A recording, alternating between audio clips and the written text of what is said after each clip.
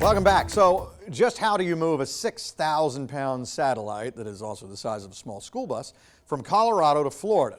Well, engineers and scientists with NASA and NOAA had to do just that with the new weather satellite that is about to enter Earth's orbit. Meteorologist Alex Forbes is not on that rocket, thankfully, but he is in Cape Canaveral, and apparently they got it there somehow.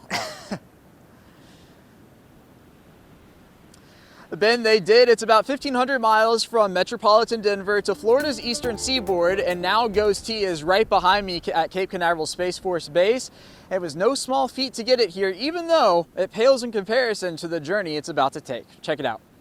The planned launch of GOES-T is just under 24 hours away. Scientists and engineers first had to get the equipment ready to go.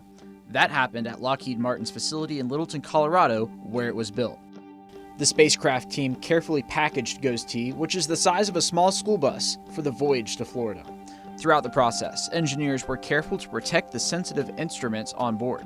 When the satellite was ready to go, it made the short trip across Metro Denver to Buckley Space Force Base. And we ship it in the middle of the night because it's a big transport. It's wider than the roads are, so we want to ship it when there's very little traffic. There, it was loaded onto a C-5 Super Galaxy cargo transport. In fact, they just slowly backed the truck onto the plane. Then GOES-T took flight for the first time, going from the Centennial State to the Sunshine State, landing at Kennedy Space Center. After arriving in Florida, the satellite was unpackaged, went through a series of tests, and then went through a process known as encapsulation, which secures and protects the satellite for launch. While engineers completed the encapsulation, the rocket and Centaur were assembled. The Centaur is the brain for the rocket, providing flight control and fuel for the ride up. The encapsulated satellite is then attached to the launch vehicle, ready for rollout to Space Launch Complex 41 at Cape Canaveral Space Force Base. Connor.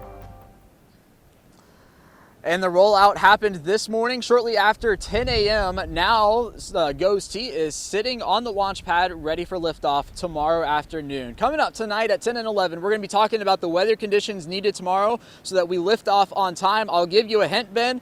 We do not want what we're about to get, which is some rain moving in here to Cape Canaveral. Live in Florida, I'm Alex Forbes, 13 WMAZ News.